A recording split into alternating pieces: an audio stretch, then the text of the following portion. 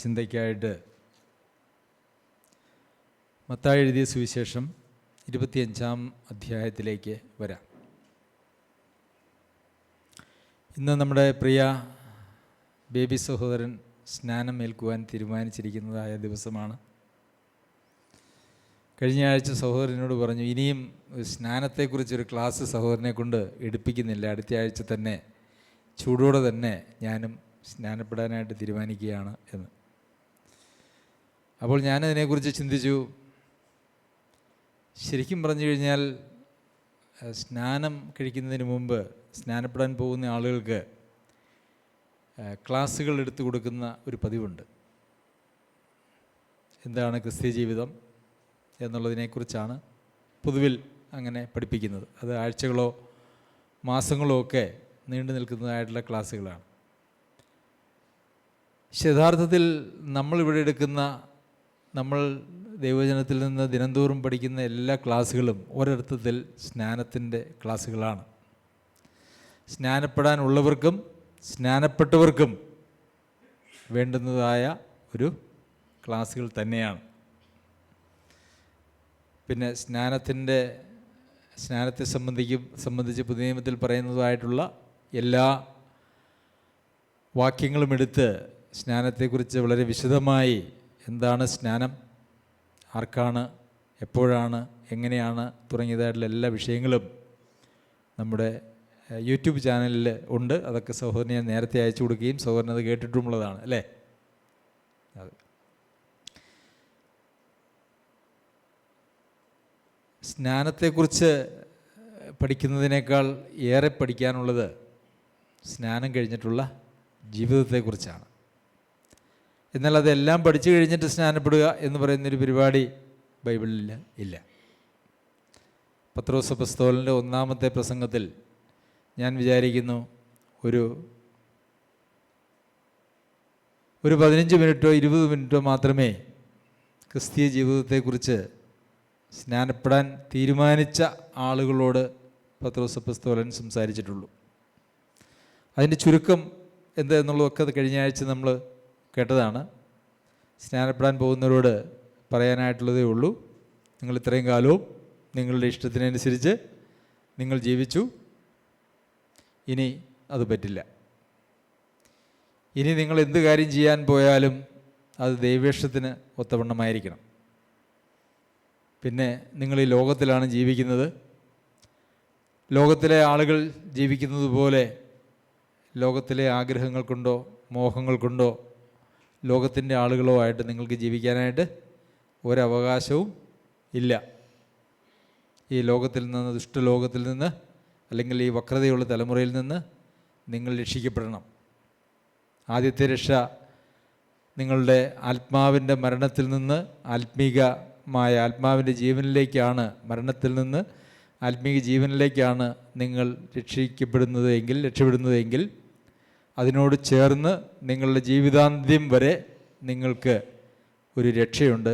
അത് ഈ വക്രതയും കോട്ടവുമുള്ള തലമുറയുടെ ഇടയിൽ നിന്ന് രക്ഷിക്കപ്പെടുക എന്ന് വെച്ചാൽ, തലമുറയിൽ നമുക്ക് ഓടിപ്പോകാനായിട്ട് സ്ഥലമൊന്നുമില്ല. ലോകത്തിൽ എവിടെ ചെന്ന് കഴിഞ്ഞാലും നമുക്ക് ഇതേപോലെയുള്ള ലൗകിക വ്യവസ്ഥകളാണുള്ളത്. നാം ലോകത്തിൽ ജീവിക്കുമ്പോൾ ലോകത്തിലുള്ളവരെ പോലെ ലോകത്തിൻ്റേതായി ലോകത്തിനു വേണ്ടി ജീവിക്കരുത് എന്നുള്ളതാണ് അതിൻ്റെ അർത്ഥം. ലോകത്തിലുള്ളവരെ പോലെ ലോകത്തിനു വേണ്ടി, ലോകത്തിൻ്റെ ആളുകളായി, ലോകത്തിലുള്ള നമ്മുടെ മോഹങ്ങൾക്ക് വേണ്ടി നമ്മൾ ജീവിക്കരുത് എന്നാണ് അതുകൊണ്ട് ഉദ്ദേശിച്ചിരിക്കുന്നത് എന്ന് നമുക്കറിയാമല്ലോ. അത് കേട്ട് സ്നാനപ്പെട്ടതായിട്ടുള്ള ആളുകളൊക്കെയും അവരുടെ ജീവിതത്തിൽ ജീവിച്ചത് അങ്ങനെയാണ് എന്ന് നമുക്ക് കാണുവാനായിട്ട് കഴിയും. ഒരുപക്ഷെ ഈ ലോകത്തിലുള്ള അനേക ആഗ്രഹങ്ങളും മോഹങ്ങളുമായിട്ട് ജീവിച്ചിരുന്ന ഒരാൾ കർത്താവായ യേശുക്രിസ്തുവിനോട് സ്നാനത്തിലൂടെ ചേരുമ്പോൾ അവർ പിന്നെ ജീവിക്കുന്നത് സഭയ്ക്ക് വേണ്ടിയാണ്, ക്രിസ്തുവിന് വേണ്ടിയാണ്, ദൈവത്തിന് വേണ്ടിയാണ് ജീവിക്കുന്നത്. ദൈവത്തിന് വേണ്ടി ജീവിക്കുക എന്ന് പറഞ്ഞാൽ അർത്ഥം എന്താ? സഭയ്ക്ക് വേണ്ടി ജീവിക്കുക, അത്രേ ഉള്ളൂ. ദൈവമക്കൾക്ക് വേണ്ടി ജീവിക്കുക, അതാണ് വരുന്നതായിട്ടുള്ള ഒരു മാറ്റം എന്ന് പറയുന്നത്. ശരി, അപ്പോൾ നാം റോമർക്ക് എഴുതിയ ലേഖനം 8-ാം അധ്യായത്തിലെ ഒരു വാക്യത്തെ ആസ്പദമാക്കിയാണ് കഴിഞ്ഞ ആഴ്ചകളിലൊക്കെ ദൈവവചനത്തെ ശ്രദ്ധിച്ചിരുന്നത്. എന്താണത്? ആകയാൽ ഇപ്പോൾ നിങ്ങൾ പാപത്തിൽ നിന്ന് സ്വാതന്ത്ര്യം പ്രാപിച്ച് ദൈവത്തിന് ദാസന്മാരായിരിക്കിയാൽ. പാപത്തിൽ നിന്നുള്ള സ്വാതന്ത്ര്യത്തെക്കുറിച്ച് നമ്മൾ പഠിച്ചു. ദൈവത്തിന് ദാസന്മാരായി ജീവിക്കുന്നതിനെക്കുറിച്ച് 2-3 ക്ലാസ്സുകൾ നാം ഇപ്പോൾ കഴിഞ്ഞു. അപ്പോൾ പാപത്തിൽ നിന്ന് സ്വാതന്ത്ര്യം പ്രാപിച്ച് ദൈവത്തിന് ദാസന്മാരായി ജീവിക്കുന്ന ആ ദൈവത്തിൻ്റെ ദാസന്മാരുടെ ജീവിതത്തെക്കുറിച്ച് സ്നാനത്തോട് ചേർന്ന് തന്നെ ചില കാര്യങ്ങൾ പറയുവാനായിട്ട് ഞാൻ ഇന്നും ആഗ്രഹിക്കുകയാണ്. കർത്താവായ യേശുക്രിസ്തുവിൻ്റെ അടുക്കൽ ശിഷ്യന്മാർ വന്നിട്ട് ചോദിച്ചു, നിൻ്റെ വരവിനും ലോകാവസാനത്തിനും ലക്ഷണങ്ങൾ എന്താണ്? എന്നാണ് ഇതൊക്കെ സംഭവിക്കാൻ പോകുന്നത്. ഇന്നും ഞാൻ വിചാരിക്കുന്നു നിങ്ങളിൽ ഒരുപക്ഷെ എല്ലാവരും തന്നെ കർത്താവിൻ്റെ വരവിനെ സംബന്ധിക്കുന്നതായ മെസ്സേജുകൾ ധാരാളം കേട്ടിട്ടുണ്ടാവും അല്ലേ? നമുക്കൊരു വലിയ ആകാംക്ഷയാണ്. എന്നാണ് ലോകം അവസാനിക്കാൻ പോകുന്നത്, എന്നാണ് കർത്താവ് വരാൻ പോകുന്നത് എന്നുള്ളതിനെ സംബന്ധിക്കുന്നതായ ഒരു വലിയ ആകാംക്ഷ, പ്രത്യേകിച്ച് പൊടിപ്പും തൊങ്ങലും ഒക്കെ വെച്ച് ഇന്നത്തെ ആനുകാലികമായ സംഭവങ്ങളെയൊക്കെ അതിനോട് ചേർത്ത് വെച്ച് വളരെ കേൾക്കാൻ രസവും നമ്മളുടെ ആകാംക്ഷയെ ഉദ്ദീപിപ്പിക്കുന്നതുമായിട്ടുള്ള രീതിയിൽ അവതരിപ്പിക്കുമ്പോൾ അതിന് വലിയ ഒരു മാർക്കറ്റ് ഇന്ന് ക്രിസ്തീയ ലോകത്തുണ്ട്. അങ്ങനെയുള്ള സന്ദേശങ്ങൾക്ക് ധാരാളം കേൾവിക്കാരുണ്ട്. അപ്പോൾ ഇത് ഇന്ന് മാത്രം ഉണ്ടായിരുന്ന ഒരു പ്രതിഭാസമല്ല, മറിച്ച് കർത്താവിൻ്റെ കാലത്തും അത് ഉണ്ടായിരുന്നു. ശിഷ്യന്മാർ ഒന്നിച്ച് കർത്താവിനോട് ചോദിച്ചു. വേറെ അങ്ങനെ വലിയ കാര്യങ്ങളൊന്നും അവരത്ര അന്വേഷിച്ചതായിട്ട് നമുക്ക് കാണുന്നില്ല. പിന്നെ രാജ്യം സ്ഥാപിക്കുന്നത് എപ്പോഴാണ് എന്നുള്ള ചോദ്യം അവസാനം വരെ അവർ ചോദിച്ചിട്ടുണ്ടാകും. കർത്താവ് ഉയർത്തെഴുന്നേറ്റ് പോകുമ്പോഴും സ്വർഗ്ഗാരോഹണത്തിന് തൊട്ട് മുമ്പ് അവർക്ക് ചോദിക്കാനുള്ളത് എന്താണ്? ഈ ലോകത്തിൽ നീ ഒന്ന് രാജ്യം സ്ഥാപിച്ച് അവിടെ നിന്നോടുകൂടി ഒന്ന് വാഴാൻ ഞങ്ങൾക്ക് ആഗ്രഹമുണ്ട്. എന്നാ നീ വരുന്നത്? ഈ റോമാ സാമ്രാജ്യത്തിൻ്റെ അടിമത്തത്തിലൊന്നും ജീവിക്കാൻ ഞങ്ങൾക്ക് താല്പര്യമില്ല. മന്ത്രിമാരായിട്ടും അല്ലേ കളക്ടർമാരുമായിട്ട് ഒക്കെ ജീവിക്കാനായിട്ടാണ് ഞങ്ങൾക്ക് താല്പര്യം. അപ്പോഴും അവരുടെ ആകാംക്ഷ ആ നിലയിലായിരുന്നു. എന്നാൽ കർത്താവ് ലോകാവസാനത്തെക്കുറിച്ചും കർത്താവിൻ്റെ വരവിനെക്കുറിച്ചും ഒക്കെ പറഞ്ഞു. അതിനുശേഷം കർത്താവ് 3 കാര്യങ്ങൾ അവരോട് പറയുന്നു. അത് യാദൃശ്ചികമായിട്ട് പറഞ്ഞതാണ് എന്ന് ഞാൻ വിചാരിക്കുന്നില്ല. ലോകാവസാനത്തെക്കുറിച്ചും വരവിനെക്കുറിച്ചുമൊക്കെ നിങ്ങൾ ചോദിച്ചല്ലോ. ഞാനതൊക്കെ ഒരുവിധം പറയാവുന്ന അളവിൽ പറഞ്ഞു. പക്ഷേ അത് സംഭവിക്കും അല്ലേ? അത് അതിൻ്റെ സമയത്ത് സംഭവിക്കും. പക്ഷേ നിങ്ങൾ അതിനെ അങ്ങനെ ആകാംക്ഷയോടെ ആ സംഭവങ്ങളെയൊക്കെ നോക്കിയിരിക്കാനായിട്ടല്ല. നിങ്ങളുടെ ജീവിതത്തിൽ നിങ്ങൾ ചെയ്യേണ്ടതായിട്ടുള്ള ചില കാര്യങ്ങളുണ്ട് എന്ന് ഉള്ള അർത്ഥത്തിലാണ് കർത്താവ് അതിനുശേഷം ചില കാര്യങ്ങൾ പറയുന്നത്. അത് നമുക്ക് കാണാനായിട്ട് കഴിയുന്നത് മത്തായി എഴുതിയ സുവിശേഷം 25-ാം അധ്യായത്തിലാണ്. അവിടെ നമുക്ക് ആ അധ്യായത്തിൽ 3 പ്രധാന സംഭവങ്ങൾ, ഉപമകൾ ആണ് കർത്താവ് പറയുന്നത്. ഒന്നാമത് 10 കന്യകുമാരുടെ ഉപമ. പിന്നെ പരദേശത്ത് പോയപ്പോൾ ദാസന്മാരെ വിളിച്ച് അവരെ ഓരോരുത്തർക്കും ദ്രവ്യങ്ങൾ ഏൽപ്പിച്ചു കൊടുത്തു പോയതായിട്ടുള്ള, താലന്തുകൾ കൊടുത്തതായിട്ടുള്ള കാര്യം. പിന്നെ തേജസ്സിൻ്റെ സിംഹാസനത്തിൽ ഇരുന്നു കൊണ്ട് കർത്താവ് സകല മനുഷ്യരെയും ന്യായം വിധിക്കുന്നതായിട്ടുള്ള കാര്യം. ഈ 3 കാര്യങ്ങളും കർത്താവിൻ്റെ വരവിനോട് ബന്ധപ്പെടുത്തിയാണ് ശിഷ്യന്മാരോട് പറഞ്ഞത്. കർത്താവിൻ്റെ വരവിനോട് ചേർന്നും ലോകാവസാനത്തെക്കുറിച്ചുമാണ് ശിഷ്യന്മാർ ചോദിച്ചത്. അതിൻ്റെ അടയാളങ്ങളൊക്കെ പറഞ്ഞു അല്ലേ? ആ ഒരു അധ്യായം ഇന്ന് വലിയ ഉപദേശങ്ങൾക്കും പ്രസംഗങ്ങൾക്കും ഒക്കെ അടിസ്ഥാനപരമായിട്ടുള്ള അധ്യായമാണ്. തർക്കങ്ങൾക്കും അടിസ്ഥാനപരമായിട്ടുള്ള അധ്യായമാണ്. എന്നാൽ കർത്താവ് പറയുന്നത് അതൊക്കെ അങ്ങനെ ഇരുന്നോട്ടെ, ഇങ്ങനെയൊക്കെ ഉണ്ട് ഒത്തിരി കാര്യങ്ങൾ, പക്ഷേ അതിൻ്റെ സമയമൊന്നും എനിക്കറിയില്ല. പക്ഷെ നിങ്ങളോട് എനിക്ക് പറയാനായിട്ടുള്ള കാര്യങ്ങൾ എന്നുള്ള രീതിയിലാണ് പിന്നെ അവിടെ പറയുന്നത്. സ്വർഗ്ഗരാജ്യം മണവാളിനെ എതിരേൽപ്പാൻ വിളക്കെടുത്തും കൊണ്ട് പുറപ്പെട്ട 10 കന്യകമാരോട് സദൃശ്യം. ഈ വേദഭാഗം സമയത്തിൻ്റെ കുറവ് കൊണ്ട് അത് മുഴുവൻ വായിക്കണം എന്നില്ല. നിങ്ങൾക്ക് എല്ലാവർക്കും ഒരുപക്ഷെ അവിടെ കാണുവാൻ അത് പരിചയമുള്ളതായിട്ടുള്ള കാര്യങ്ങളാണല്ലോ. ഇവിടെ മണവാളൻ, ഒരേ മണവാളനെ എതിരേൽക്കാനായിട്ടാണ് ഈ 10 കന്യകമാരും തയ്യാറെടുത്തിരിക്കുന്നത്. ഒരേ മണവാളനെ, 2 മണവാളനല്ല. പിന്നെ ഈ മണവാളനെ എതിരേൽക്കാൻ ഉള്ള താല്പര്യവും മനസ്സും ഈ 10 പേർക്കും ഉണ്ടായിരുന്നു. ഒരേ ആളാണ് വരുന്നത്. ഈ ഒരേ ആളെ എതിരേൽക്കുവാനായിട്ടാണ് ഈ 10 കന്യകമാരും അവിടെ ഉണ്ടായിരുന്നത്. എല്ലാവരുടെയും കയ്യിൽ വിളക്കുണ്ടായിരുന്നു, അല്ലേ? ചിലർ വിളക്കെടുക്കാൻ മറന്നുപോയി എന്ന് നമ്മളിവിടെ കാണുന്നില്ല. എല്ലാവരുടെയും കയ്യിൽ വിളക്കുണ്ടായിരുന്നു. എല്ലാവരുടെയും കയ്യിൽ എണ്ണയും ഉണ്ടായിരുന്നു. പക്ഷേ സ്റ്റോക്ക് ചിലരിൽ കുറവായിരുന്നു എന്ന് മാത്രമേ ഉള്ളൂ. മണവാളൻ വരാൻ താമസിച്ചപ്പോൾ എല്ലാവരും മയക്കം പിടിച്ചുറങ്ങി. 5 പേര് ഉറങ്ങി, 5 പേര് ഉറങ്ങാതിരുന്നു എന്നാണോ? അല്ല, എല്ലാവരും മയക്കം പിടിച്ച് ഉറങ്ങി. അർദ്ധരാത്രിക്ക് മണവാളൻ വരുന്നു, അവനെ എതിരേൽപ്പാൻ പുറപ്പെടുവിനെന്ന് ആർപ്പുവിളി ഉണ്ടായി. അപ്പോൾ കന്യകമാർ എല്ലാവരും, അവിടെയും 5 പേരല്ല, അവരെല്ലാവരും എഴുന്നേറ്റ് വിളക്ക് തെളിയിച്ചു. 10 പേരും കന്യകമാരായിരുന്നു. 10 പേരും ഒരാൾക്ക് വേണ്ടി കാത്തിരുന്നു. അതുപോലെ തന്നെ 10 പേരുടെയും കയ്യിൽ വിളക്കുണ്ടായിരുന്നു, വിളക്കിൽ എണ്ണയും ഉണ്ടായിരുന്നു. 10 പേരും മയക്കം പിടിച്ചുറങ്ങി.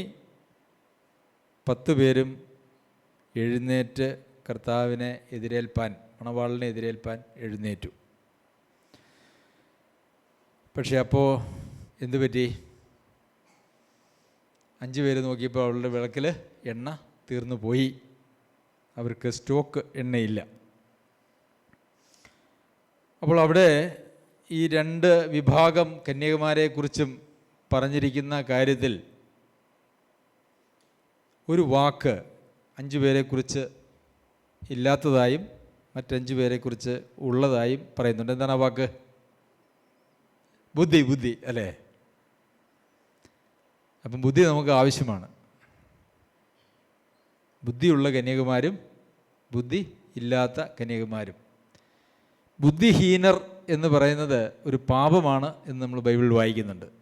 ബുദ്ധിയില്ലാതെ പെരുമാറുന്നത് ഒരു പാപമാണ്. പാപങ്ങളുടെ ലിസ്റ്റിൽ ബൈബിളിൽ പല സ്ഥലങ്ങളിലും അത് എഴുതിയിട്ടുണ്ട്. അപ്പോൾ എന്തിനുള്ള ബുദ്ധിയാണ് യഥാർത്ഥത്തിൽ വേണ്ടത് എന്നുള്ളതാണ്. ഈ ബുദ്ധിയുടെ ഉപയോഗം എന്ന് പറയുന്നത് നമുക്ക് നല്ല കാര്യങ്ങൾക്ക് ഉപയോഗിക്കാം, മോശം കാര്യങ്ങൾക്ക് ഉപയോഗിക്കാം. ആദവും ഹവ്വയും അവരെ ബുദ്ധിയുള്ളവരായിട്ടാണ് ദൈവം സൃഷ്ടിച്ചത്. ചിന്താശേഷിയുണ്ട്, ചിന്തിക്കാനുള്ള, തിരഞ്ഞെടുക്കാനുള്ള കഴിവുണ്ട്. ഇതെല്ലാം ബുദ്ധിയുടെ അല്ലെങ്കിൽ ദേഹിയുടെ, പ്രാണൻ്റെ ഭാഗമായിട്ട് വരുന്ന കാര്യങ്ങളാണ്. അവരവരുടെ ബുദ്ധിയെ ദൈവനിഷേധത്തിന് ഉപയോഗിച്ചു എന്നുള്ളതാണ് പ്രശ്നമല്ലാതെ യഥാർത്ഥത്തിൽ ദൈവനിഷേധത്തിന് വേണ്ടി ഉപയോഗിക്കുന്നതായിട്ടുള്ള ബുദ്ധിയെയാണ് ബുദ്ധിഹീനത എന്ന് പറയുന്നത്. ദൈവേഷ്ടത്തിന് വേണ്ടി നാം നമ്മുടെ ബുദ്ധിയെ ഉപയോഗിക്കുമ്പോൾ ശരിക്കുമുള്ള ബുദ്ധി എന്ന് പറയുന്നത് അതാണ്. ദൈവത്തിന് വിരോധമായിട്ട് നാം നമ്മുടെ ചിന്തകളെ, നമ്മുടെ ബുദ്ധി ഉപയോഗിക്കുമ്പോൾ അതിനെ പറയുന്നത് യഥാർത്ഥത്തിൽ ബുദ്ധിഹീനത എന്നാണ്. നമ്മളും അത് അങ്ങനെ തന്നെ പറയാറുണ്ട്, ഇല്ലേ? എന്താ പറയാറില്ലേ? അവൻ ഇത്ര ബുദ്ധിയില്ലാത്തവനായിപ്പോയല്ലോ, അല്ലെങ്കിൽ അവൾ ഇത്ര ബുദ്ധിയില്ലാത്തവനായിപ്പോയല്ലോ. ബുദ്ധിയില്ലാഞ്ഞിട്ടാണോ നമ്മളങ്ങനെ പറയുന്നത്? മന്ദബുദ്ധികളോടാണോ നമ്മളങ്ങനെ പറയുക? അല്ല, ബുദ്ധിയുള്ളവരോട് തന്നെയാണ്. ബുദ്ധിയില്ലാത്തവരായിപ്പോയല്ലോ, അല്ലെങ്കിൽ അവർ ഭോഷന്മാരായിപ്പോയല്ലോ എന്ന് പറയും. അതിൻ്റെ അർത്ഥം എന്താ? അവർക്ക് ബുദ്ധിയുണ്ട്, പക്ഷേ അത് ആ ബുദ്ധി ഉപയോഗിക്കുന്നത് പോലെ ഉപയോഗിച്ചില്ല. അപ്പോൾ ബുദ്ധി ഉപയോഗിക്കേണ്ടതുപോലെ ഉപയോഗിച്ചില്ലെങ്കിൽ അവരെ നമ്മളെന്ന് പറയും? ബുദ്ധിഹീനർ, അല്ലെങ്കിൽ ഭോഷന്മാർ, അല്ലെങ്കിൽ ബുദ്ധിയില്ലാത്തവർ എന്നൊക്കെ നമ്മൾ പറയും. അപ്പോൾ ബുദ്ധിയുള്ളവർ എന്ന് പറഞ്ഞു കഴിഞ്ഞാൽ ആരാണ്? ദൈവേഷം ചെയ്യുന്ന ആളുകളാണ് യഥാർത്ഥത്തിൽ ബുദ്ധിയുള്ളവർ. അതിനല്ലാതെ ബുദ്ധി ഉപയോഗിക്കുന്നതായിട്ടുള്ള ആളുകൾ യഥാർത്ഥത്തിൽ ഭോഷന്മാർ അല്ലെങ്കിൽ ബുദ്ധിഹീനർ ആണ് എന്നുള്ളത് നാം മനസ്സിലാക്കണം. ശരി, എന്തായിരുന്നു ഇവരുടെ പ്രശ്നം? യഥാർത്ഥത്തിൽ ഇവരുടെ പ്രശ്നം എന്തായിരുന്നു?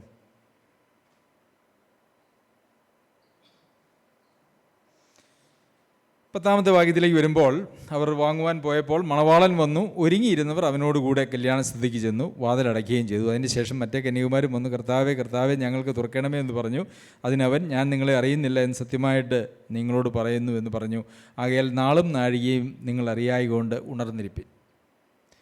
2 വാക്കുകളാണ് ഈ ഒരു ഉപമയോടനുബന്ധിച്ച് കർത്താവ് പറയുന്നത്. 1 ഒരുങ്ങിയിരിക്കുക, 2 ഉണർന്നിരിക്കുക. ഇത് രണ്ടുമാണ് നമുക്ക് ഈ ഒരു ഉപമയിൽ നിന്നും പഠിക്കുവാനായിട്ടുള്ള കാര്യം. നിങ്ങൾ ഒരുങ്ങിയിരിക്കണം, ഉണർന്നിരിക്കണം. സാധാരണ എങ്ങോട്ടെങ്കിലും ഒന്ന് പോകാം, ഇപ്പം ഭർത്താവ് പുറത്തേക്ക് പോയിരിക്കുകയാണ്, എങ്ങോട്ടെങ്കിലും പോകാൻ ഞാൻ 10 മണിക്ക് വരും, ഒരുങ്ങിയിരുന്നോളാം പറഞ്ഞാൽ വീട്ടിലുള്ള ആളുകളൊക്കെ അവർ 10 മണിയാകുമ്പോഴത്തേക്കും ഒരുങ്ങിയിരിക്കും. വരാനായിട്ട് താമസിച്ച് കഴിഞ്ഞാൽ 10 മണി കഴിഞ്ഞ് 10:10 10:20 11 എന്തായിരിക്കും നമ്മളുടെ ആ മനോഭാവം? ഒരു വല്ലാത്ത വിമ്മിഷ്ടം അല്ലേ? പിന്നെ നമ്മളങ്ങനെ പിറുപിറുപ്പും ഒക്കെയായിട്ട് അസ്വസ്ഥരായിട്ട് നമ്മൾ തീരും. എന്നാൽ കർത്താവിൻ്റെ വരവിന് വേണ്ടി ഒരുങ്ങിയിരിക്കുന്ന ആളുകൾക്ക് അസ്വസ്ഥതയല്ല അവർക്കുണ്ടാകുക. അവർക്ക് ഇവിടെ മണവാളനെ എതിരേൽക്കാനാണെന്നാണ് പറയുന്നത്. മണവാളനെ എതിരേൽക്കാൻ, വിവാഹ നിശ്ചയം കഴിഞ്ഞ് വിവാഹത്തിനായിട്ട് കാത്തിരിക്കുന്ന വധൂവരന്മാർ അവർ അസ്വസ്ഥരാണോ ആകുക? അല്ല.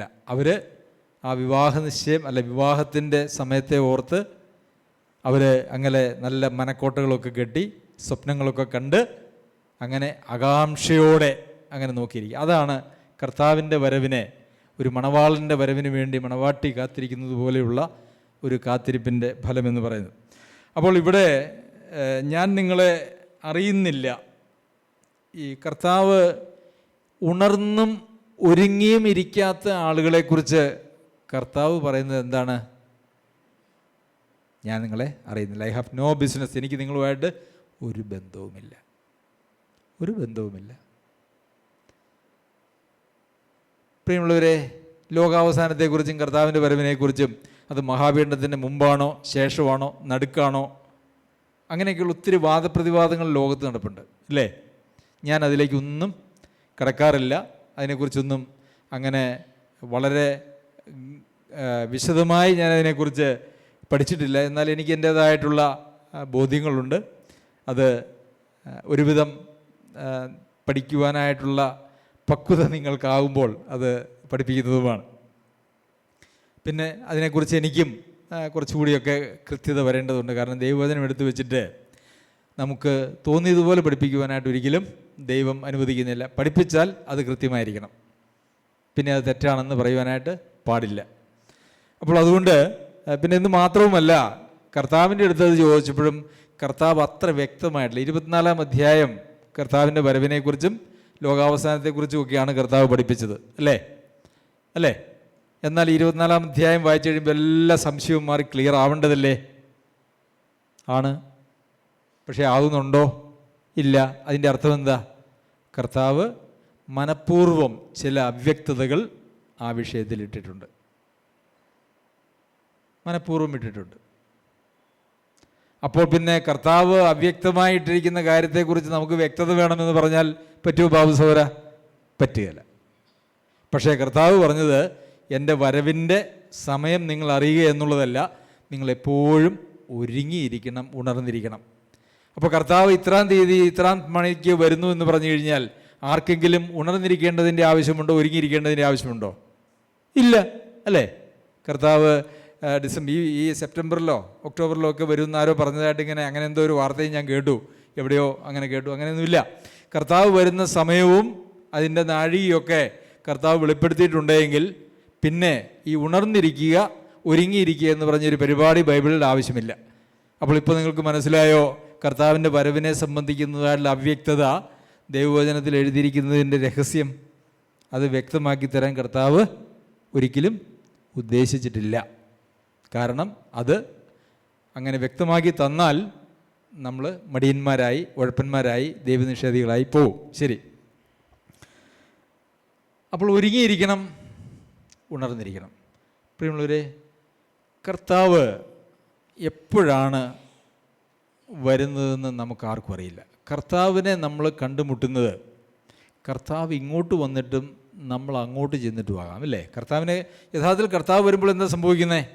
നമ്മളും കർത്താവുമായിട്ടുള്ള സന്ധിക്കൽ, ശരിയല്ലേ? കർത്താവ് ഭൂമിയിലേക്ക് വരുമ്പോൾ നാം കർത്താവുമായിട്ട് സന്ധിക്കുന്നു. ഈ സന്ധിക്കൽ നമുക്ക് തിരിച്ചു പോകാം. അതെങ്ങനെയാ? നമുക്ക് അങ്ങോട്ടും പോകാം. 99ാമത്തെ വയസ്സിലെ ഞാൻ പോകാൻ ഉദ്ദേശിക്കുന്നുള്ളൂ എന്ന് നമുക്ക് ആർക്കെങ്കിലും പറയാൻ പറ്റുമോ? അല്ലെങ്കിൽ 120 എന്ന് പറഞ്ഞൊരു വയസ്സ് ദൈവം വെച്ചിട്ടുണ്ട് മനുഷ്യൻ്റെ ആയുസ്സിന്. എന്നാൽ 120 വയസ്സ് വരെ എനിക്കൊരു സാധ്യതയുണ്ട് എന്നുള്ള നിലയിൽ നമ്മളാരും ചിന്തിക്കും എന്ന് ഞാൻ വിചാരിക്കുന്നില്ല. എന്തായാലും 120 വയസ്സ് വരെ ദൈവം അങ്ങനെ മനുഷ്യനെ അങ്ങോട്ട് 112, 14 വരെയൊക്കെ, 120 അടുത്ത കാലത്ത് ഞാൻ ആരെക്കുറിച്ചും കേട്ടിട്ടില്ല. അപ്പോൾ കർത്താവിൻ്റെ അടുക്കിലേക്ക് ചെന്നാലും കർത്താവിനെ കാണാം.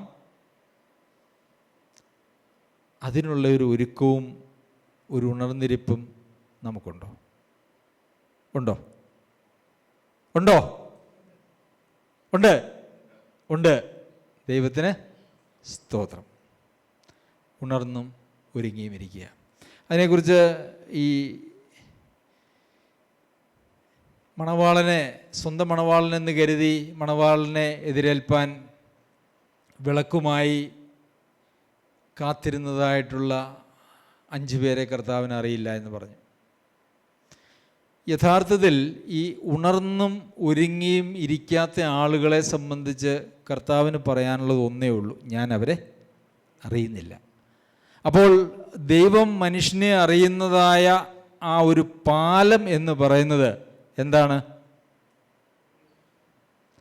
നമ്മൾ ആ കർത്താവിൻ്റെ വരവിന് വേണ്ടി ഒരുങ്ങിയും ഉണർന്നും ഇരിക്കുന്നുവെങ്കിൽ, ആ ഉണർന്നും ഒരുങ്ങിയിരിക്കുന്നു എന്ന് പറയുന്ന ആ യാഥാർത്ഥ്യമാണ് ദൈവം നമ്മെ അറിയുന്നതിനുള്ള അടയാളം, അല്ലെങ്കിൽ ആ പാലം എന്ന് പറയുന്നത്. 1982 ഓഗസ്റ്റ് 15 ഞാൻ യേശുവിനെ എൻ്റെ കർത്താവും രക്ഷിതാവുമായിട്ട് സ്വീകരിച്ചു എന്ന് പറയുന്നത് അല്ല. ബൈബിളിൽ എവിടെയെങ്കിലും, പുതിയ നിയമത്തിൽ എവിടെയെങ്കിലും അവർ വീണ്ടും ജനനം പ്രാപിച്ചതായ അല്ലെങ്കിൽ സ്നാനപ്പെട്ടതായിട്ടുള്ള ദിവസത്തെ കാണിച്ചുകൊണ്ട് ഉള്ള ഒരു ഉപദേശത്തെ നിങ്ങൾ വായിക്കുന്നുണ്ടോ? ഇല്ല, അങ്ങനെയൊന്നുമില്ല. ആ ദിവസത്തിൻ്റെ അടിസ്ഥാനത്തിലല്ല, പ്രായോഗികമായിട്ടുള്ള ജീവിതത്തിൻ്റെ അടിസ്ഥാനത്തിലാണ് ബൈബിളിൽ പറഞ്ഞിരിക്കുന്നതായിട്ടുള്ള എല്ലാ ഉപദേശങ്ങളും അധിഷ്ഠിതമായിരിക്കുന്നത്. എന്നാൽ ഇന്ന് ലോകത്ത് നിലനിൽക്കുന്നതായിട്ടുള്ള എല്ലാ ഉപദേശ സംഹിതകളും ആ ഒരു ദിവസത്തെ കേന്ദ്രീകരിച്ചിട്ടുള്ളതാണ്.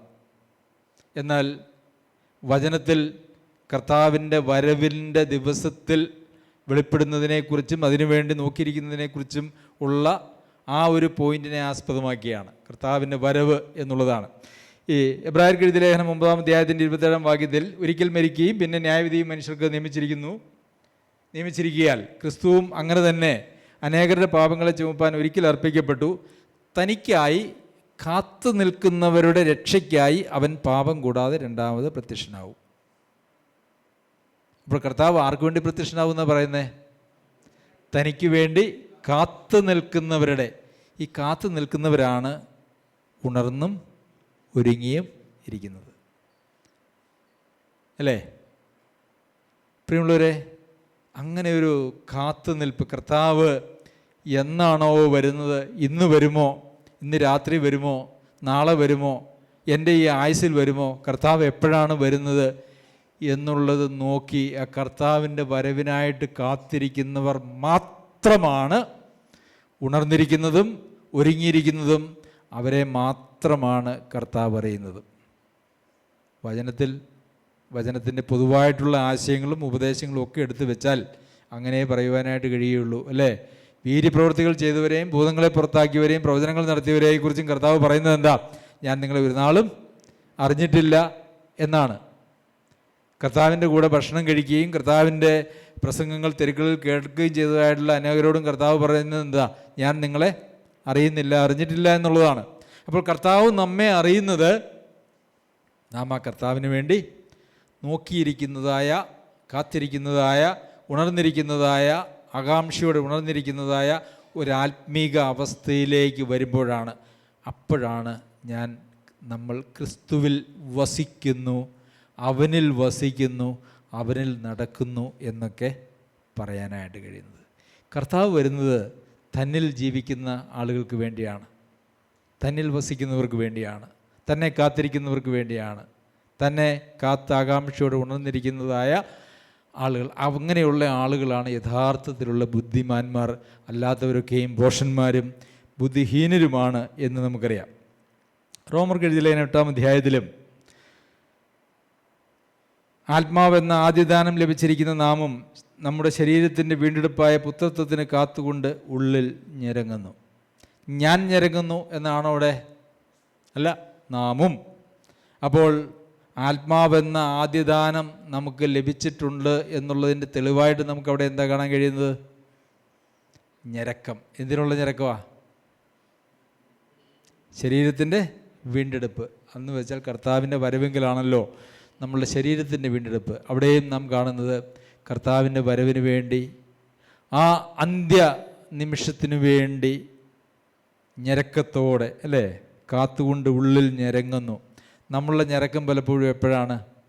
നമ്മളുടെ ഈ ലോകത്തിലെ പ്രശ്നങ്ങളൊക്കെ എന്ന് തീരും, ഇതെന്ന് അവസാനിപ്പിക്കും എന്നുള്ളതായ ഒരു ഞരക്കം നമ്മുടെ എല്ലാവരുടെയും ജീവിതത്തിൽ ഉണ്ട്.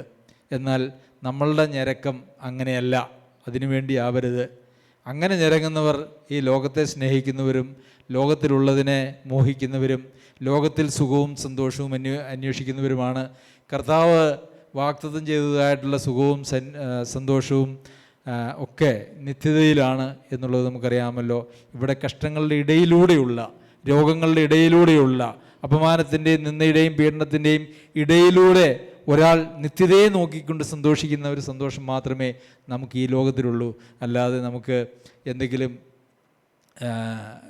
ഈ ലോകത്തിൽ നേടിയിട്ട് സന്തോഷിക്കുവാനായിട്ട് സാധിക്കുകയില്ല എന്നുള്ളതാണ്. അപ്പോൾ പ്രിയമുള്ളവരെ, ആ ഒരു ഞരക്കം, വിവാഹ നിശ്ചയം ചെയ്തു, അല്ലേ, മണവാളൻ ആണ് കർത്താവായ യേശു ക്രിസ്തു. നമ്മുടെ മണവാളനാണ്, മണവാട്ടി സഭയാണ്. ഈ മണവാളൻ സഭയായിരിക്കുന്നതിൻ്റെ മണവാട്ടിയെ സ്വീകരിക്കുന്ന ഒരു നിമിഷം, ഒരു ദിവസം ഉണ്ട്. ഒരു മണവാട്ടി തൻ്റെ വിവാഹ ദിവസത്തിനായി ആകാംക്ഷയോടെ, ഒരുക്കത്തോടെ കാത്തിരിക്കുന്നത് പോലെ നാം കാത്തിരിക്കുന്നവരാണ്. സ്നാനപ്പെടുമ്പോൾ ദൈവം പരിശുദ്ധാത്മാവിനെ ഹൃദയത്തിലേക്ക് നൽകുമ്പോൾ ആ പരിശുദ്ധാത്മാവിന് നമ്മുടെ ഹൃദയത്തിൽ പ്രവർത്തിക്കുവാനായിട്ട് നാം നമ്മുടെ ഹൃദയത്തെ തുറന്നു കൊടുക്കുന്നുവെങ്കിൽ ആ ഒരു ഞരക്കം നമ്മളുടെ ജീവിതത്തിലേക്കുണ്ടാകും. പിന്നെ ഈ ലോകത്തിൽ ജീവിച്ചിരിക്കുന്നത് ആ ഞരക്കത്തെ അടിസ്ഥാനപ്പെടുത്തിയിട്ടുള്ളൊരു ജീവിതം മാത്രമായിരിക്കും. ഇനി വിവാഹ നിശ്ചയമൊക്കെ കഴിഞ്ഞു, മണവാളൻ പോയിരിക്കുന്നു, മണവാളൻ എന്ന് വരുന്നു എന്നറിയുന്നില്ല. നമുക്ക് ഈ ഭൂമിയിലൊരു ഉദാഹരണം തന്നെ എടുക്കാം. ഒരു സ്ത്രീയും ഒരു പെൺകുട്ടിയും ആൺകുട്ടിയും തമ്മിലുള്ള വിവാഹ നിശ്ചയം കഴിഞ്ഞു. ചെറുക്കൻ അമേരിക്കയിലേക്കോ അല്ലെങ്കിൽ ഗൾഫിലേക്കോ പോയി 1 വർഷം കഴിഞ്ഞിട്ടേ വരികയുള്ളൂ. തീയതിയൊന്നും ഇപ്പോൾ തീരുമാനിച്ചിട്ടില്ല, 1 വർഷം കഴിയുമ്പോൾ വരും, അപ്പോൾ വിവാഹം നടക്കും എന്ന് ചിന്തിക്കുന്നതായിട്ടുള്ള ഒരു പെൺകുട്ടി, മണവാളിന് 1 വർഷം കഴിഞ്ഞേ വരുള്ളൂ. ഇനിയിപ്പോൾ എനിക്ക് എൻ്റെ ഇഷ്ടം പോലെ, എനിക്കിഷ്ടമുള്ളവരുടെ കൂട്ടത്തിൽ എനിക്ക് ജീവിക്കാം എന്ന് ചിന്തിക്കുമോ? ചിന്തിക്കില്ല, അല്ലേ? അങ്ങനെ ചിന്തിക്കില്ല. അങ്ങനെ ചിന്തിച്ചാൽ മണവാളൻ വരുമ്പോൾ ആ പെണ്ണെ കെട്ടുമോ? അത്രേ ഉള്ളൂ. ആ സിമ്പിൾ ആസ് ദാറ്റ്. അത്രേ ഉള്ളൂ. കേട്ടില്ല.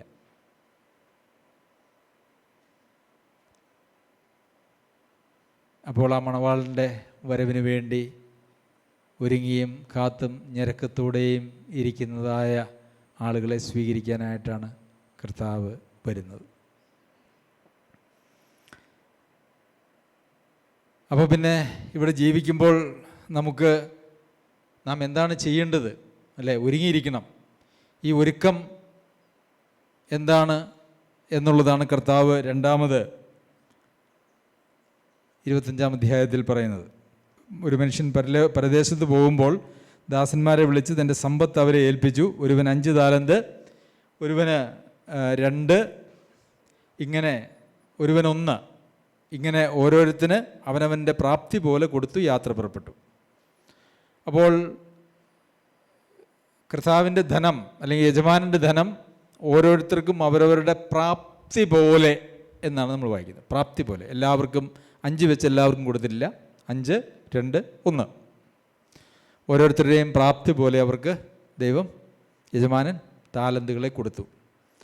ഈ താലന്തുകൾ നിങ്ങൾ ഉപയോഗിച്ച് വ്യാപാരം ചെയ്ത് ഞാൻ വരുമ്പോൾ അതിൻ്റെ കണക്ക് ബോധിപ്പിക്കണം എന്ന് പറഞ്ഞു. അങ്ങനെ നമ്മുടെ മണവാളൻ നമുക്കങ്ങനെ എന്തെങ്കിലും താലന്തുകൾ തന്നിട്ടുണ്ടോ? ഉണ്ടോ? ഉണ്ട്. വ്യാപാരം ചെയ്യുന്നുണ്ടോ? അതോ കുഴിച്ചിട്ടേക്കുവാണോ? റൂമാലിൽ കെട്ടി ഭദ്രമായി ചെതലോ ഒന്നും പിടിക്കാതെ ഈ താലന്തുകൾ എവിടെയെങ്കിലും കൊണ്ടുപോയി കുഴിച്ചിട്ടുണ്ടോ? എന്താണ് താലന്തുകൾ? നമ്മുടെ സഭയിൽ അത് പലവട്ടം പഠിപ്പിച്ചിട്ടുള്ളതാണ്. ഓരോരുത്തർക്കും പ്രാപ്തി പോലെ ദൈവാത്മാവ് നൽകിയിട്ടുണ്ട്. കൊരിന്ത്യർക്ക് എഴുതിയ ലേഖനത്തിൽ നമ്മൾ വായിക്കാൻ കഴിയും. റോമാലേഖനത്തിലുണ്ട്, പത്രോസ് എഴുതിയ ലേഖനത്തിലുണ്ട്. എന്നാൽ കൃപാവരങ്ങളിൽ വ്യത്യാസമുണ്ട്, ആത്മാവ് ഒന്നത്രേ. ശുശ്രൂഷകളിൽ വ്യത്യാസമുണ്ട്, കർത്താവ് ഒരുവൻ. വീര്യപ്രവൃത്തികളിൽ വ്യത്യാസമുണ്ട്, എങ്കിലും എല്ലാവരിലും എല്ലാം പ്രവർത്തിക്കുന്ന ദൈവം ഒരുവൻ തന്നെ. എന്നാൽ ഓരോരുത്തരും ആത്മാവിൻ്റെ പ്രകാശനം പൊതുപ്രയോജനത്തിനായി നൽകപ്പെടുന്നു. ഒരുത്തിന് ആത്മാവിനാൽ ജ്ഞാനത്തിൻ്റെ വചനവും മറ്റൊരുവിന് അതേ ആത്മാവിനാൽ പരിജ്ഞാനത്തിൻ്റെ വചനവും നൽകപ്പെടുന്നു. വേറൊരുത്തിന് അതേ ആത്മാവിനാൽ വിശ്വാസം, മറ്റൊരുവിന് അതേ ആത്മാവിനാൽ രോഗശാന്തികളുടെ വരം, മറ്റുള്ളവന് വീര്യപ്രവൃത്തികൾ, പ്രവചനം, ആത്മാക്കളുടെ വിവേചനം, ഭാഷകളുടെ വ്യാഖ്യാനം. എന്നാൽ ഇതെല്ലാം പ്രവർത്തിക്കുന്നത് താൻ ഇച്ഛിക്കും പോലെ അവനവന് അതത് വരം പകുത്തു കൊടുക്കുന്ന ഒരേ ആത്മാവത്രേ. അപ്പോൾ ദൈവാത്മാവ് നമ്മളെ ഹൃദയങ്ങളിലേക്ക് വന്നു കഴിയുമ്പോൾ എല്ലാവർക്കും വരങ്ങൾ കൊടുക്കും, ഗിഫ്റ്റുകൾ കൊടുക്കും, താലന്തുകൾ കൊടുക്കും. ആ താലന്തുകൾ കൊണ്ട് വ്യാപാരം ചെയ്യുന്ന ജീവിതമാണ് സഭാജീവിതം. എല്ലാവരും ഒരുമിച്ചിരുന്ന് അവരൊരുമിച്ചങ്ങനെ മുമ്പോട്ട് പോകുമ്പോൾ എല്ലാവരുടെയും താലന്തുകൾ ഉപയോഗിക്കുവാനായിട്ടുള്ള ഒരു സാധ്യത എല്ലാ സഭകളിലും ഉണ്ടായിരിക്കും. എന്താണ് ദൈവം എന്നെ ഏൽപ്പിച്ചിരിക്കുന്നതായ പൊതുപ്രയോജനത്തിനായി ദൈവം എന്നെ ഏൽപ്പിച്ചിരിക്കുന്നതായിട്ടുള്ള താലന്ത് എന്ത് എന്ന് നിങ്ങൾക്ക് ഓരോരുത്തർക്കും അറിയാമോ? അറിയാമെങ്കിൽ അത് നാം ഉപയോഗിക്കുന്നുണ്ടോ? അതെയോ നമ്മൾ ഒരുപക്ഷെ മറ്റ് സമുദായക്കാരെ വിളിക്കുന്ന പോലെ ഞായറാഴ്ച ക്രിസ്ത്യാനികളായിട്ട് നാം അധപ്പതിച്ചിട്ടുണ്ടോ? ഞായറാഴ്ച നമ്മൾ കൂടി വരുമ്പോൾ ഇവിടെയുള്ളതായ ഒരു നല്ല ബന്ധവും സ്നേഹവും സന്തോഷവും അതിൽ നാം തൃപ്തിപ്പെട്ട് ഇരിക്കുന്ന ആളുകളാണോ? പലയിടത്തും അതില്ല എന്നുള്ളതുകൊണ്ട് ഇവിടെ അത് ഉള്ളപ്പോൾ അതിൻ്റേതായിട്ടുള്ളൊരു സന്തോഷം കൂടുതൽ കാണും. പക്ഷേ അവിടെയൊന്നും അല്ല സന്തോഷിക്കേണ്ടത്. കാരണം കർത്താവ് വരുന്നതിന് മുമ്പ് കർത്താവ് ഓരോരുത്തരോടും കണക്ക് ചോദിക്കുന്നതായ ഒരു ദിവസമുണ്ട്. നമുക്ക് തന്ന താലന്തിനെക്കുറിച്ച് കണക്ക് ചോദിക്കുന്നു, അല്ലേ? ഇവിടെ നമ്മൾ എന്തോ വായിക്കുന്നേ? വളരെ കാലം കഴിഞ്ഞ ശേഷം ആ ദാസന്മാർ യജമാനൻ വന്ന് അവരുമായി കണക്ക് തീർത്തു. 5 താലന്ത് ലഭിച്ചവൻ അടുക്ക് വന്ന് വേറെ 5 കൂടെ കൊണ്ടുവന്നു. യജമാനനെ 5 താലന്തല്ലോ എന്നെ ഏൽപ്പിച്ചത്, ഞാൻ 5 താലന്ത് കൂടെ നേടിയിരിക്കുന്നു എന്ന് പറഞ്ഞു. അതിന് യജമാനൻ, നന്ന് നല്ലവനും വിശ്വസ്തനുമായ ദാസന്, നീ അല്പത്തിൽ വിശ്വസ്തനായിരുന്നു, ഞാൻ നിന്നെ അധികത്തിൽ വിചാരകനാക്കും, നിന്റെ യജമാനൻ്റെ സന്തോഷത്തിലേക്ക് പ്രവേശിക്കുക എന്ന് അവനോട് പറഞ്ഞു. 2 താലന്ത് ലഭിച്ചവനും അടുക്ക വന്ന്, യജമാനനെ 2 താലന്തല്ലോ എന്നെ ഏൽപ്പിച്ചത്, ഞാൻ 2 താലന്ത് കൂടെ നേടിയിരിക്കുന്നു എന്ന് പറഞ്ഞു. അതിന് യജമാനൻ, നന്ന് നല്ലവനും വിശ്വസ്തനുമായ ദാസനെ, നീ അല്പത്തിൽ വിശ്വസ്തനായിരുന്നു, ഞാൻ നിന്നെ അധികത്തിൽ വിചാരകനാക്കും, നിന്റെ യജമാനൻ്റെ സന്തോഷത്തിലേക്ക് പ്രവേശിക്കുക എന്ന് അവനോട് പറഞ്ഞു.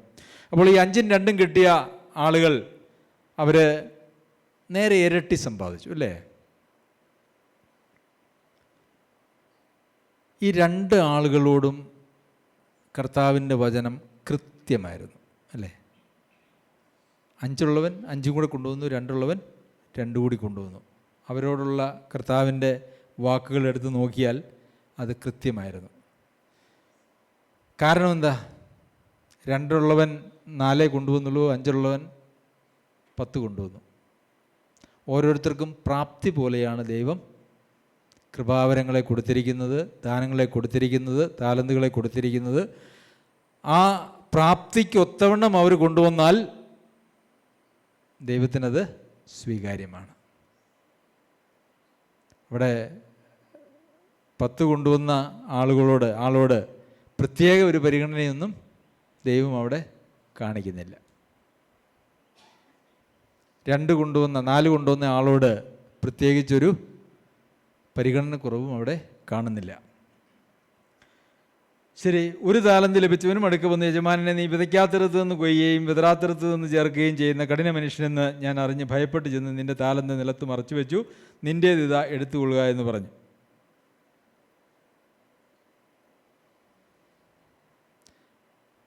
തന്നെ ഏൽപ്പിച്ചതായിട്ടുള്ള ധനം നാനാവിധമാക്കിയോ? ധൂർത്തപുത്രൻ്റെ പോലെ നാനാവിധമാക്കി വെറും കൈയോടെയാണോ വന്നേക്കണേ?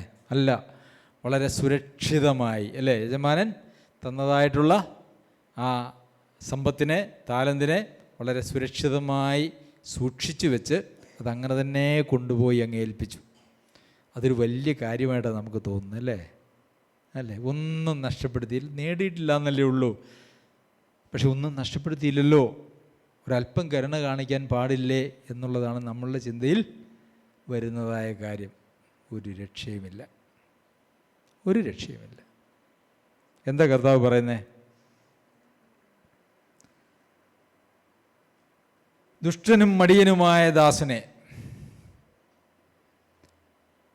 അപ്പോൾ അവിടെ എന്തിനാ ദുഷ്ടൻ എന്ന് വിളിച്ചേ? മടിയെന്ന് വിളിച്ചാൽ പോരെ, അല്ലേ? വ്യാപാരം ചെയ്യാൻ മനസ്സില്ലാത്ത ആൾ. ആ ഒന്നുകൊണ്ട് കളഞ്ഞേച്ച് വന്നില്ലല്ലോ, ആ ഒന്ന് കൊണ്ടുവന്നല്ലോ. അപ്പോൾ പിന്നെ മടിയൻ എന്ന് പറഞ്ഞാൽ മതിയായിരുന്നു. പക്ഷെ അവിടെ ദുഷ്ടൻ എന്നുള്ളത് കൂടി ഉപയോഗിച്ചിട്ടുണ്ട്. എന്ന് വെച്ചാൽ ദൈവം ഏൽപ്പിച്ച താലന്തുകളെ ദൈവരാജ്യത്തിന്, ദൈവസഭയ്ക്ക് വേണ്ടി വ്യാപാരം ചെയ്യാൻ മനസ്സില്ലാത്തവനെ ദൈവം വിളിക്കുന്ന വാക്കാണ് 1 മടിയൻ, 2 ദുഷ്ടൻ. പ്രിയമുള്ളവരെ, എത്ര ഭീതിതമായ വാക്കുകളാണ്. ഞാൻ വിതയ്ക്കാത്തിടത്ത് നിന്ന് കൊയ്യുകയും വിതറാത്തിടത്ത് നിന്ന് ചേർക്കുകയും ചെയ്യുന്നവനെന്ന് നീ അറിഞ്ഞുവല്ലോ.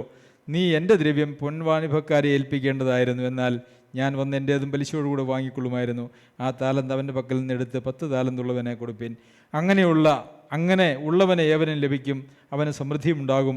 ഇല്ലാത്തവനോടോ ഉള്ളതുകൂടെ എടുത്തു കളയും. എന്നാൽ കൊള്ളരുതാത്ത ദാസനെ ഏറ്റവും പുറത്തുള്ള ഇരുട്ടിലേക്ക് തള്ളിക്കളവിൻ, അവിടെ കരച്ചിലും പല്ലുകടിയും ഉണ്ടാകും. അപ്പോൾ ഇവിടെ എന്താ ചെയ്തേ? ഈ ദുഷ്ടദാസനെ എടുത്ത് പുറത്തുള്ള ഇരുട്ടിലേക്ക് കളയുകയും അവിടെ കരച്ചിലും പല്ലുകടിയും ഉണ്ടാകുകയും ചെയ്യും. എന്നിട്ട് ഉള്ളവന് വീണ്ടും കൊടുക്കും, ഇല്ലാത്തവനിൽ നിന്ന് ഉള്ളതുപോലെ എടുക്കും. അപ്പോൾ ദൈവം നമ്മെ ഏൽപ്പിച്ചിരിക്കുന്നതായിട്ടുള്ള താലന്തുകൾ വ്യാപാരം ചെയ്യാതെ ഇരുന്നാൽ ദൈവം നമ്മെ തള്ളിക്കളഞ്ഞ്, ദൈവിക പരിപാടിയിൽ നിന്ന് നമ്മെ തള്ളിക്കളഞ്ഞ് നമുക്ക് നൽകിയിരിക്കുന്നതായിട്ടുള്ള താലന്തുകളെടുത്ത് ഉള്ളവർക്ക് അല്ലെങ്കിൽ ഉപയോഗിക്കുന്നവർക്ക് കൊടുക്കും എന്നാണ് അതിൻ്റെ അർത്ഥം.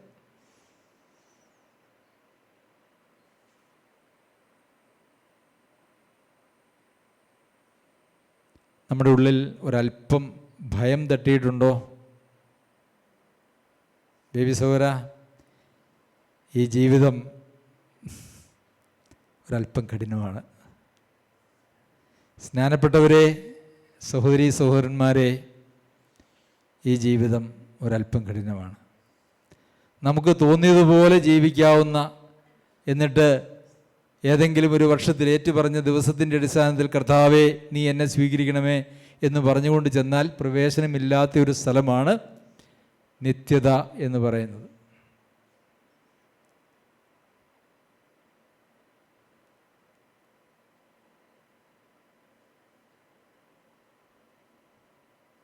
നമുക്ക് നമ്മുടെ എല്ലാവരുടെയും ജീവിതത്തെ ഒന്ന് പരിശോധിക്കണം. കേവലം ഞായറാഴ്ച ക്രിസ്ത്യാനികളായിട്ട് നാം തുടർന്നിട്ട് ഒരു കാര്യമില്ല. ഇവിടെ വന്നിരിക്കുന്നവരും ഇവിടെയും ദൂരത്തിരുന്ന് നമ്മളുടെ സന്ദേശങ്ങൾ കേൾക്കുന്നതായിട്ടുള്ള എല്ലാവരോടും എനിക്കൊരൊറ്റ കാര്യമേ അപേക്ഷിക്കാനുള്ളൂ. നാം ക്രിസ്ത്യാനിയാണെന്ന് അവകാശപ്പെടുന്നുവെങ്കിൽ നാം ക്രിസ്തുവിന് വേണ്ടി ജീവിക്കണം. ക്രിസ്തുവിന് വേണ്ടി ജീവിക്കുക എന്ന് പറഞ്ഞാൽ ക്രിസ്തുവിൻ്റെ സഭയ്ക്ക് വേണ്ടി, ശരീരമായ സഭയ്ക്ക് വേണ്ടി ജീവിക്കുക എന്നുള്ളതാണ്. അതിനുവേണ്ടി ഏത് ത്യാഗവും, എന്ത് നഷ്ടവും, എന്ത് കഷ്ടവും സഹിക്കാനായിട്ടുള്ള തയ്യാറെടുപ്പ് നമുക്ക് വേണം. അല്ലെങ്കിൽ ഇത് നമുക്ക് വെച്ചിട്ടുള്ളതല്ല. നമ്മളിലേക്ക് ദൈവസഭയെ ശുശ്രൂഷിക്കുന്നതിന് വേണ്ടി നമ്മളിലേക്ക് പരിശുദ്ധാത്മാവ് തന്നതായിട്ടുള്ള താലന്തുകളെ അത് ഉപയോഗിക്കാതെ ഇരുന്നാൽ ദുഷ്ടനും മടിയനും എന്ന് പറഞ്ഞുകൊണ്ട് അതെടുത്തിട്ട് അത് ഉപയോഗിക്കുന്നവർക്ക് കൊടുക്കും, അല്ലേ? അത് ഉപയോഗിക്കുന്നവർക്ക് കൊടുക്കും. നമുക്കറിയാമല്ലോ, എന്ത് പറഞ്ഞാലും കേൾക്കാത്ത ഒരാളോട് എന്തെങ്കിലും പറയാൻ നിൽക്കുമോ? എന്ത് കൊടുത്താലും നശിപ്പിക്കുന്ന, ഉപയോഗിക്കാത്ത ഒരാൾക്ക് എന്തെങ്കിലും മേടിച്ചു കൊടുക്കുമോ? ഇല്ല. അതെല്ലാം തിരിച്ചു മേടിച്ച് ഉപയോഗിക്കുന്നവർക്ക് കൊടുക്കും. അത് നമ്മുടെ മനുഷ്യൻ്റെ ബുദ്ധിയിൽ തന്നെ വളരെ സ്വാഭാവികമായിട്ടുള്ളൊരു കാര്യമാണ്. ദൈവിക പദ്ധതിയിലും അതങ്ങനെ തന്നെയാണ്. ശരി, അന്ത്യകാല സംഭവങ്ങളെക്കുറിച്ച് ആകാംക്ഷയോടെ ചോദിച്ച ആളുകളോട്, ശിഷ്യന്മാരോട് കർത്താവ് തൻ്റെ മരണത്തിന് മുമ്പ്, ഇതിനുശേഷം കർത്താവിൻ്റെ മരണവുമായിട്ട് 26-ാമത്തെ അധ്യായം മുതൽ മരണവുമായിട്ട് ബന്ധപ്പെട്ട കാര്യങ്ങളാണ് നടക്കുന്നത്. തൻ്റെ മരണത്തിനും അതുപോലെ തന്നെ ലോകാവസാനത്തെക്കുറിച്ച് ചോദിച്ചതായിട്ടുള്ള വിശ്വാസികൾ, തൻ്റെ ശിഷ്യന്മാരുടെ വാക്കുകൾക്കും ഇടയിലുള്ളതാണ് ഈ 3 കാര്യങ്ങൾ. മൂന്നാമത്തത്, മനുഷ്യപുത്രൻ തൻ്റെ തേജസ്സോടെ, 31 മുതലുള്ള വാക്യങ്ങൾ, തേജസ്സോടെ സകല വിശുദ്ധ ദൂതന്മാരുമായി വരുമ്പോൾ അവൻ തൻ്റെ തേജസ്സിൻ്റെ സിംഹാസനത്തിലിരിക്കും. സകല ജാതികളെയും അവൻ്റെ മുമ്പിൽ കൂട്ടും. അവൻ അവരെ ഇടയൻ ചെമ്മരിയാടുകളെയും കോലാടുകളെയും തമ്മിൽ വേർതിരിക്കുന്നത് പോലെ വേർതിരിച്ച് ചെമ്മരിയാടുകളെ തൻ്റെ വലത്തും കോലാടുകളെ ഇടത്തും നിർത്തും. അപ്പോൾ ഈ ഒരു തേജസ്സിൻ്റെ സിംഹാസനം എന്ന് പറയുന്നത് അത് എന്നാണ്, ആർക്ക് വേണ്ടിയിട്ടുള്ള ഒരു ന്യായവിധിയാണ് എന്നുള്ളതിനെക്കുറിച്ചൊക്കെ ക്രിസ്തീയ ലോകത്ത് തർക്കമുണ്ട്. അത് ഞാൻ ആദ്യമേ സമ്മതിക്കുകയാണ്. ഇത് വിശ്വാസികളായിട്ടുള്ള ആളുകൾക്ക് വേണ്ടിയുള്ളതല്ല എന്നും അല്ല, ഇത് വിശ്വാസികളും ഇതിൽ പെടുമെന്നും പറയുന്നതായിട്ടുള്ള ഉപദേശങ്ങളുണ്ട്. എന്തായാലും നമുക്കതിനെക്കുറിച്ച് ഒരല്പം ചിന്തിക്കാം. അവിടെ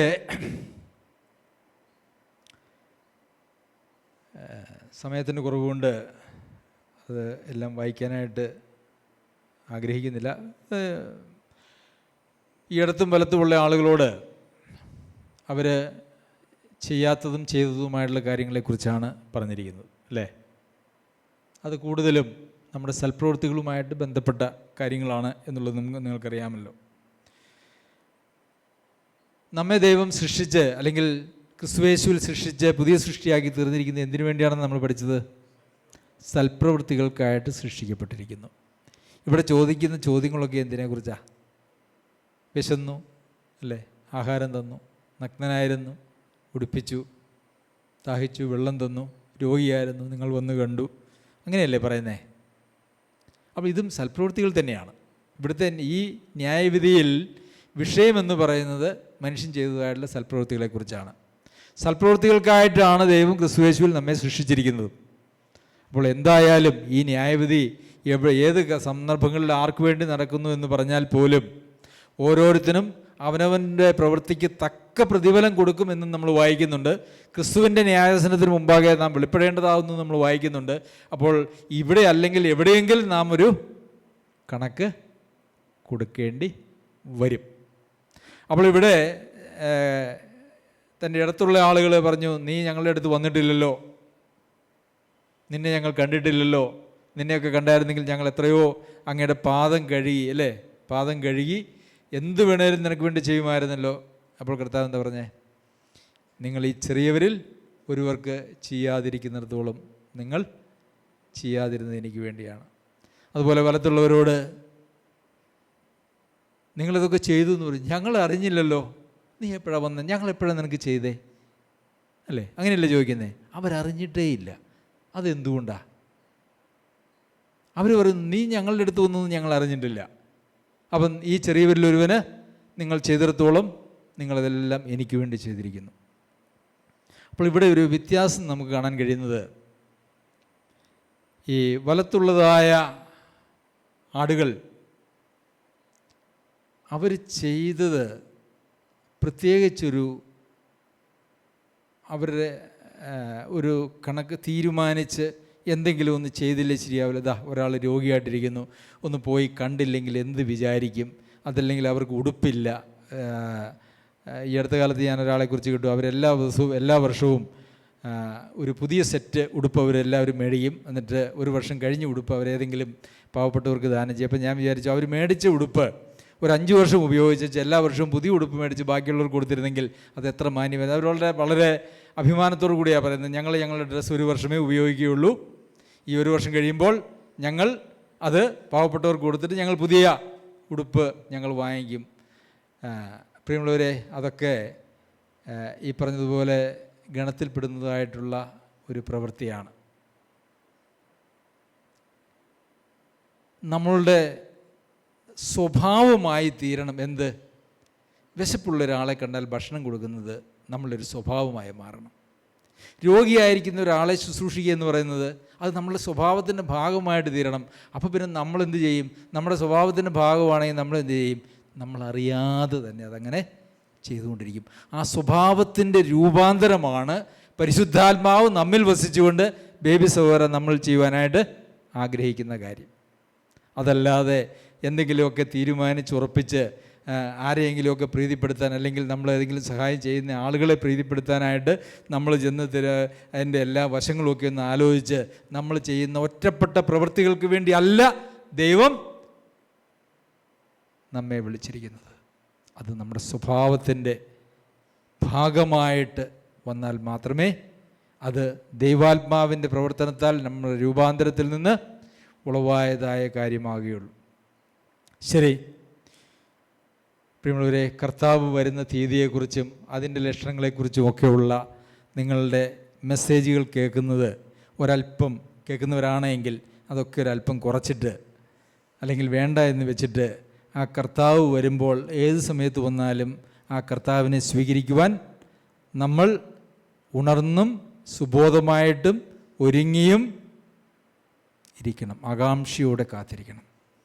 അവർക്ക് വേണ്ടിയ അവരേ കർത്താവ് കാണുന്നുള്ളൂ.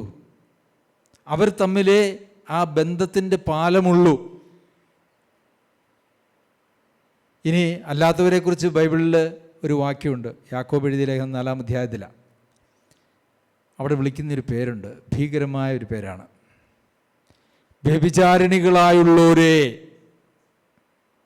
നമുക്ക് ആ വാക്യം ഒന്ന് വായിക്കാം. ലോകത്തോടുള്ള സ്നേഹം ദൈവത്തോട് ശത്രുത്വമാകുന്നു എന്ന് നിങ്ങൾ അറിയുന്നില്ലയോ? യാക്കോബ് എഴുതിയ ലേഖനം 4-ാം അധ്യായം 4-ാം വാക്യം. വ്യഭിചാരിണികളായുള്ളവരെ, ലോകസ്നേഹം ദൈവത്തോട് ശത്രുത്വമാകുന്നു നിങ്ങൾ അറിയുന്നില്ലയോ? ആകയാൽ ലോകത്തിൻ്റെ സ്നേഹിതനാകുവാൻ ഇച്ഛിക്കുന്നവരെല്ലാം ദൈവത്തിൻ്റെ ശത്രുവായിത്തീരുന്നു. ഇംഗ്ലീഷിൽ വ്യഭിചാരിണികൾ എന്ന് മാത്രമല്ല വേറൊരു വാക്കും കൂടി അതിനോട് ചേർന്നുണ്ട്, അഡൾട്ടറേഴ്സ് ആൻഡ് അഡൾട്രസസ്. ആണുങ്ങളോടും പെണ്ണുങ്ങളോടുമുള്ള പ്രത്യേകമായിട്ടുള്ള പദങ്ങൾ എടുത്തു പറഞ്ഞുകൊണ്ടാണ് അവിടെ പറയുന്നത്. വ്യഭിചാരികളും വ്യഭിചാരിണികളുമായുള്ളവരെ എന്നാണ് അത് ഇംഗ്ലീഷിലുള്ള തർജ്ജമയിൽ നോക്കിയാൽ അവിടെ ഇത് രണ്ടുമുണ്ട്. വ്യഭിചാരികളും വ്യഭിചാരിണികളുമായുള്ളവരെ, ലോകസ്നേഹം ദൈവത്തോട് ശത്രുത്വമാകുന്നു എന്ന് നിങ്ങൾ അറിയുന്നില്ലയോ? അതുകൊണ്ട് വീണ്ടും ജന്മം പ്രാപിച്ചു, രക്ഷിക്കപ്പെട്ടു, സ്നാനപ്പെട്ടു എന്ന് പറഞ്ഞിട്ട് നാം ലോകത്തെ സ്നേഹിച്ച് ദൈവജനത്തെയും ദൈവസഭയെയും സ്നേഹിക്കാതെ നാം സ്വാർത്ഥരായിട്ട് ജീവിച്ചാൽ ദൈവം നമ്മെ വിളിക്കുന്ന ഒരൊറ്റ പേരാണ്. എന്താണ്? നിങ്ങളുടെ മണവാളനെ മണവാളന് വേണ്ടി നോക്കിയിരിക്കാതെ നീ ലോകത്തിൻ്റെ പിന്നാലെ പോയി, ലോകമാണ് നിൻ്റെ ഭാര്യ അല്ലെങ്കിൽ നിൻ്റെ ഭർത്താവ്, അതുകൊണ്ട് നീ വ്യഭിചാരമാണ് ചെയ്യുന്നത്, നീ വ്യഭിചാരത്തിലാണ് നീ ജീവിക്കുന്നത്. ദൈവം വ്യഭിചാരികളെ സ്വീകരിക്കാനോ വ്യഭിചാരിണികളെ സ്വീകരിക്കാനോ അല്ല ഇങ്ങോട്ട് വരുന്നത്, മറിച്ച് തൻ്റെ വരവിന് വേണ്ടി ഒരുങ്ങി കാത്ത് വിശുദ്ധിയോടെ ജീവിക്കുന്ന, തൻ്റെ വരവിനായി കാത്തിരിക്കുന്ന ആളുകളെ ചേർക്കുവാനായിട്ടാണ് കർത്താവായ യേശു ക്രിസ്തു വരുന്നത്. പ്രിയമുള്ളവരെ, സ്നാനപ്പെട്ടവരായിട്ടുള്ള നമുക്കും സ്നാനപ്പെടാൻ പോകുന്നതായിട്ടുള്ള പ്രിയ ബേബി സഹോദരനോടും